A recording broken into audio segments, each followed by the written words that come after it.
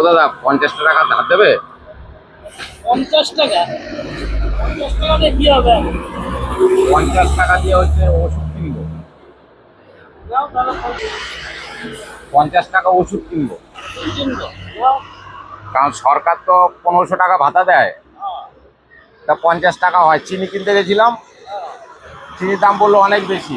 আগে 10 টাকা নিত, 250 টাকা, 210 টাকা নিত, এখন বলছে 17-18 টাকা দাম। আমি চিনি বাদ দিয়ে এখন হচ্ছে ওই চাল, আলু, লঙ্কা কিনে নিয়েছি। এখন ওষুধের পয়সাটা নেই তো, আচ্ছা। তাই তোমার থেকে 50 টাকা ধার নিলাম। কিনবো।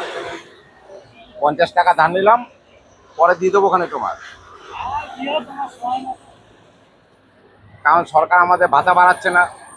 এদিকে লক্ষ্মীর ভান্ডার কি অন্নপূর্ণা ভান্ডার তো 3000। তোমরা সবাই কিন্তু যেসব দিদিভাইরা কি মা বোনেরা যে ভাতাটা পান, আপনাদের উদ্দেশ্য করে এটা বলছি না, সরকার আমাদের কোন নজরে রেখেছে সেইটা শুধু আপনাদের আমি দেখালাম।